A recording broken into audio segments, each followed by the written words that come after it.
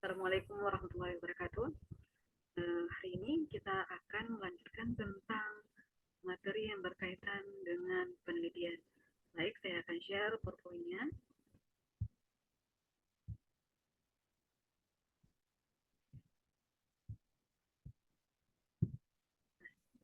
Materi hari ini terkait tentang prosedur dan tata cara melakukan penelitian.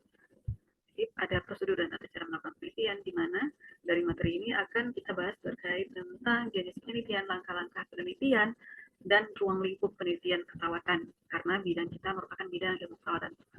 Nah, selanjutnya kita akan melihat yang pertama, jenis penelitian.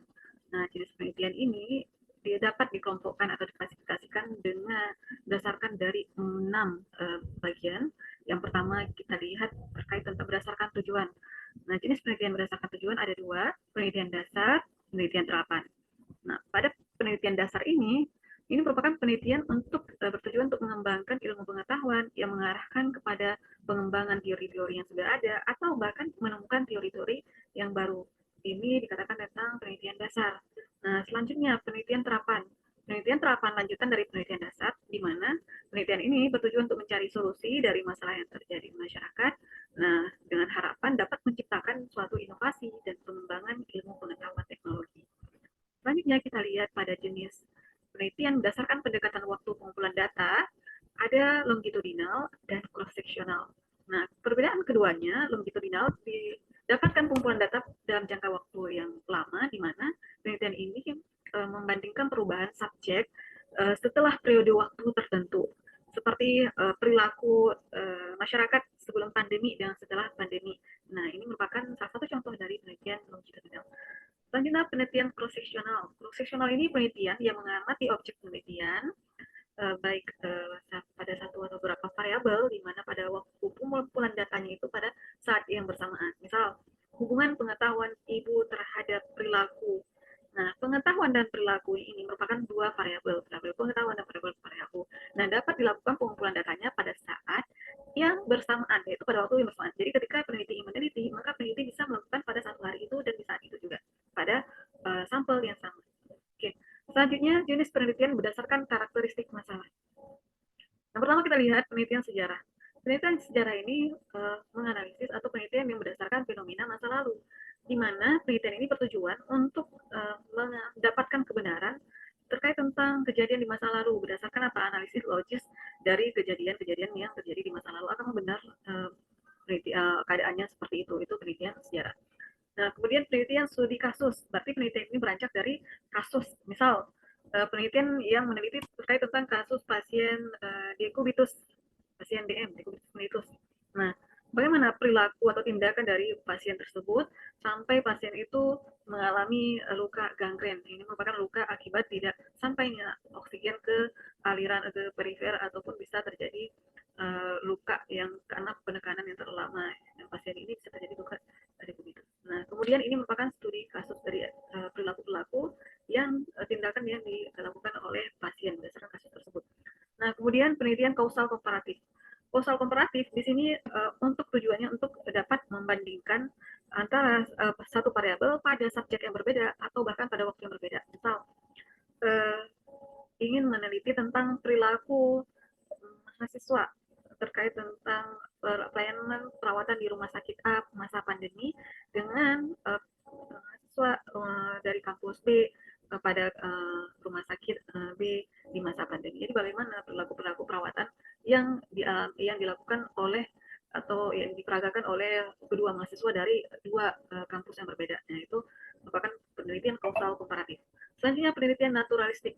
Nah, natural ini sama halnya dengan penelitian kualitatif, karena dia bersifat kualitatif, di mana penelitian ini langsung dilakukan pada kondisi realita keadaan setempat. Nah, di sini prosesnya ini sama, memang penelitian kualitatif.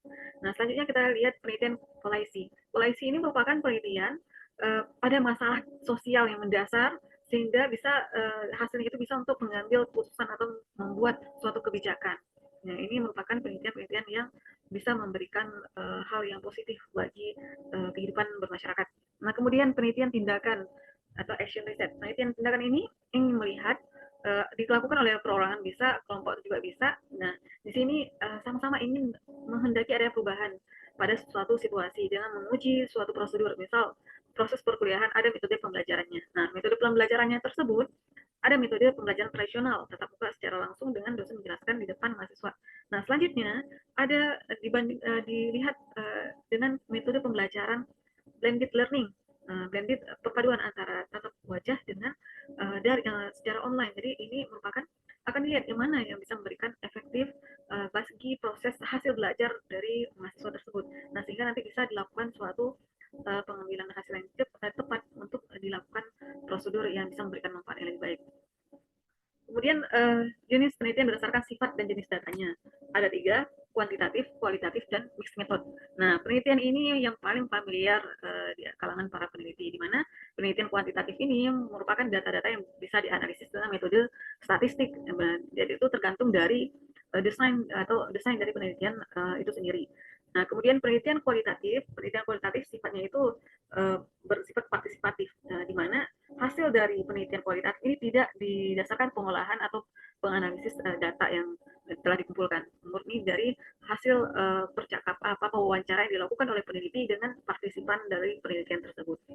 Kemudian penelitian mixed method menggabungkan antara penelitian kuantitatif, data kuantitatif dengan data kualitatif, di mana di sini bisa kita lihat contohnya, misal pengetahuan ibu tentang pemberian empati, pengalaman ibu hamil selama masa COVID dan faktor-faktor determinannya. Nah, pengalaman ini merupakan data yang kualitatif. Nah, faktor-faktor determinan ini merupakan data kuantitatif. Jadi inilah yang dikatakan penelitian gabungan mixed method. Nah, selanjutnya jenis penelitian analisis hubungan antar variabel. Yang pertama kita lihat penelitian deskriptif. Deskriptif ini memperlihatkan karakteristik dari populasi atau keadaan yang ada, seperti meneliti gambaran pengetahuan ibu tentang imunisasi. Nah, jadi hanya memperlihatkan karakteristik dari gambaran pengetahuan tersebut. Kemudian penelitian inferensial. Penelitian inferensial ini penelitian yang bertujuan untuk menguji suatu hipotesis. Nah, jadi peneliti di sini dituntut untuk menegakkan suatu hipotesis terlebih dahulu sebelum melakukan penelitian. Oke, itu merupakan penelitian inferensial. Nah, selanjutnya, berdasarkan ada tidaknya intervensi. Ada penelitian survei dan penelitian eksperimen. Nah, penelitian survei ini merupakan mengamati suatu keadaan kondisi di masyarakat yang menggunakan alat instrumen sebagai alat ukur pengumpulan data pokok seperti survei untuk data nasional BPS, Pusat Badan Statistik. Nah, ini merupakan survei menggunakan ada suatu populasi, kemudian dilakukan survei menggunakan instrumen yang nanti instrumen tersebut inilah menjadi alat pengumpulan data pokok dari survei tersebut. Nah, selanjutnya penelitian eksperimen. Penelitian eksperimen menunjukkan bahwa ada suatu eksperimen atau tindakan yang diberikan pada subjek penelitian. Nah, dalam lingkup keperawatan, dalam bidang keperawatan ada 3 penelitian eksperimen, ada 3 bagian: pre-eksperimen, true experiment design, kemudian quasi-eksperimen. Nah, pre-eksperimen ini pemberian kapan dilakukan dianalisis datanya, data itu dikumpulkan pada saat setelah diberikan intervensi pada subjek penelitian. Jadi ada post-testnya, sedangkan post-testnya tidak dilakukan. Nah, penelitian ini dianggap lemah karena tidak bisa membuktikan suatu penyebab. Nah, kemudian ada true experiment design. Jadi penelitian yang murni, di mana penelitian ini diberikan suatu tindakan pada subjek, nah kemudian dilakukan pre-test dan post-test, dan ada kelompok kontrolnya. Nah, selanjutnya ada penelitian kuasi eksperimen. Kuasi eksperimen ini merupakan hampir sama dengan penelitian true eksperimen, sama-sama diberikan tindakan dan sama-sama dilakukan pre-test dan post-test, namun tidak melibatkan atau tidak mampu, penelitian itu tidak mampu mengontrol semua variabel kontrol yang mempengaruhi keadaan tersebut. Jadi itulah perbedaannya. Nah, jadi ke semua jenis penelitian ini dapat dipilih atau ditentukan sendiri oleh peneliti sesuai dengan apa yang diteliti oleh peneliti dan rancangan dan metodenya, sehingga ini mempermudahkan peneliti untuk menentukan desain maupun metode statistiknya nanti. Oke, selanjutnya kita lihat langkah-langkah penelitian. Penelitian ini merupakan untuk mencari suatu kebenaran. Kata-kata mencari suatu kebenaran berarti harus ada metode ilmiah yang harus dilalui oleh seorang peneliti, makanya menghasilkan suatu kebenaran. Nah, langkah-langkah penelitian itu mencakup yang pertama kita lihat mengidentifikasi dan merumuskan masalah. Jadi peneliti itu harus mendapatkan atau menemukan masalah. Apa masalah yang terjadi sehingga layak untuk diteliti. Jadi ketika ada suatu masalah dalam masalah kesehatan yang terjadi di masyarakat atau di fasilitas kesehatan, nah ini bisa memberikan penguatan untuk meneliti atau untuk menemukan solusi yang terbaik dari masalahnya. Misal terkait tentang remaja dengan kekurangan energi kronik. Nah, didapatkan datanya bahwa remaja mengalami diet atau melakukan diet yang ketat sehingga mengalami kekurangan energi kronik. Nah, selanjutnya dilakukan studi pendahuluan. Studi pendahuluannya bisa melalui ke fasilitas kesehatan berapa jumlah atau frekuensi remaja yang mengalami anemia akibat kekurangan energi kronik dan bisa melakukan wawancara langsung kepada remaja. Kenapa remaja tersebut melakukan pembatasan diet? Nah, selanjutnya merumuskan hipotesis. Nah, merumuskan hipotesis ini untuk menegakkan hipotesis dugaan sementara peneliti ini membantu meneliti untuk mengarahkan penelitiannya. Nah, di mana misal kita ingin menegakkan hipotesis atau merumuskan hipotesis terkait tentang tidak ada hubungannya pengetahuan dengan kejadian pengetahuan gizi dengan kejadian kekurangan energi kronik pada remaja. Nah, ini hipotesis atau dugaan sementara HO dan HANO. Nah, selanjutnya mengidentifikasi variabel dan definisi operasional. Nah, tadi ketika kita sudah merumuskan hipotesis, kita juga bisa mengidentifikasi variabel pengetahuan, kemudian variabel pengetahuan tersebut tujuannya kita membuat definisi operasional untuk memudahkan peneliti melakukan pengumpulan data terkait tentang data pengetahuan. Nah, kemudian dalam definisi operasional seperti apa pengetahuan itu dilakukan definisinya diterjemahkan sesuai dengan definisi operasional. Misalnya pengetahuan berarti pengetahuan definisi operasionalnya definisinya apa? Berarti pemahaman remaja tentang unsur-unsur makanan yang dibutuhkan oleh tubuh. Nah, itu tentang definisinya. Selanjutnya kita juga menentukan apa sih alat ukurnya, kemudian skala ukurnya, dan indikatornya. Jadi itu untuk mengidentifikasikan variabel dan definisi operasional. Selanjutnya menentukan rancangan dan desain penelitian. Nah, ketika kita menetapkan bahwa jenis penelitian deskriptif, jenis penelitian kuantitatif, sifatnya kuantitatif dan dia itu merupakan deskriptif, maka desain penelitiannya kita ya penelitian ini dengan jenis penelitian deskriptif dengan desain dengan pendekatan profesional itu bisa ditegakkan seperti itu. Jadi gunanya menetapkan atau menentukan desain penelitian ini untuk menentukan metode statistik yang bisa digunakan oleh peneliti. Nah, selanjutnya penentuan sampel. Nah, sampel ini ditentukan berdasarkan dari jumlah populasi. Nah, kalau misalnya populasi yang terlalu banyak, maka bisa menentukan jumlah sampel yang sesuai dengan ukuran kebutuhan peneliti dan dapat mengeneralisasikan hasil penelitiannya. Nah, itu. Kemudian yang ketujuh, menentukan dan mengembangkan instrumen penelitian. Nah, ketika variabelnya itu pengetahuan, maka instrumen peneliti itu instrumen yang berkaitan tentang pengetahuan tentang gizi. Nah, maka peneliti bisa melakukan searching terlebih dahulu terkait tentang jurnal-jurnal yang menggunakan instrumen pengetahuan tentang gizi. Nah, selanjutnya bisa dilakukan validitas dan reliabilitas untuk melihat kelayakan apakah instrumen tersebut layak digunakan pada sampel yang ingin diteliti oleh peneliti saat ini. Jadi seperti itu. Kemudian menentukan subjek penelitian. Subjek penelitian ini menentukan berdasarkan konteks variabel yang diteliti. Misalnya tadi pengetahuan gizi tentang gizi terhadap kejadian kekurangan energi kronik. Maka subjek penelitian siapa? Penelitian kita. Maka subjek penelitian di sini adalah remaja. Jadi silakan tentukan rentang umur remaja boleh atau remaja SMA atau SMP silahkan. Jadi sesuaikan dengan apa yang ingin diteliti. Nah, selanjutnya pengumpulan data. Nah, pengumpulan data ini menggunakan instrumen yang digunakan untuk pengumpulan data, misalnya variabel pengetahuan, maka instrumen untuk variabel pengetahuan dilakukan penyebaran kuesionernya ke responden, kemudian barulah data itu dianalisis. Nah, kemudian data itu baru dilakukan entry data. Nah, itulah namanya pengumpulan data menggunakan alat ukur instrumen. Nah, selanjutnya melakukan analisis data. Analisis data ini dilakukan setelah data telah terkumpul dari hasil instrumen atau kuesioner yang tadi. Nah, dilakukanlah analisis data dengan di entry terlebih dahulu, mengkodekan, kemudian mengentry, kemudian melakukan analisis menggunakan uji statistik. Nah, untuk memudahkan peneliti dapat menggunakan aplikasi SPSS atau SAM untuk mengolah data dari hasil penelitian yang jumlahnya itu banyak. Dan ini aplikasi ini bisa membantu untuk peneliti untuk mengolah data secara praktis. Nah, kemudian merumuskan hasil penelitian dan pembahasan.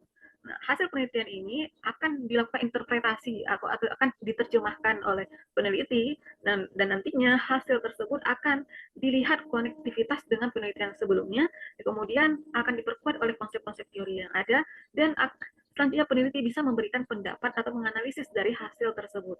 Nah, itu merumuskan hasil dan penelitian dan pembahasan. Nah, yang terakhir, Peneliti menyusun laporan penelitian. Setelah semuanya langkah-langkah demi langkah telah dijalani, telah dilakukan, maka pada akhirnya peneliti harus membuat laporan penelitian. Sehingga apa? Laporan penelitian ini nantinya layak untuk dilakukan diseminasi ilmu kepada masyarakat, khususnya remaja, terkait tentang kejadian kekurangan energi kronik pada remaja tersebut. Apa sih yang menyebabkannya, kenapa itu terjadi, itu bisa dipaparkan, dan solusi apa yang bisa diberikan oleh peneliti bisa dilakukan melalui diseminasi tersebut. Oke, berikut langkah-langkah ini akan kita perjelas nanti pada pertemuan di proses perkuliahan.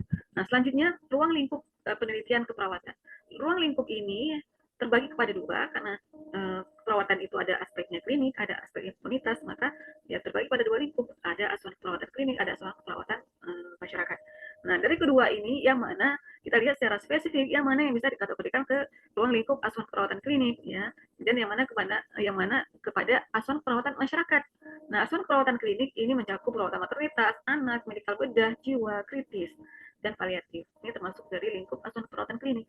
Selanjutnya, asuhan keperawatan masyarakat juga termasuk dari pendidikan perawatan, manajemen, kemudian keperawatan komunitas, kemudian keperawatan keluarga dan gerontik. Nah, ini termasuk dari asuhan perawatan masyarakat. Jadi inilah lingkup-lingkup penelitian dari keperawatan. Nah, silakan kepada peneliti untuk bisa mengklasifikasikan bidang basicnya, ilmunya di mana, maka bisa menentukan lingkup penelitian apa yang ingin dilakukan oleh peneliti. Baik, cukup sekian penjelasan singkat saya terkait tentang prosedur dan tata cara melakukan penelitian. Oke, saya akhiri. Wabillahi taufiq wal hidayah. Assalamualaikum warahmatullahi wabarakatuh.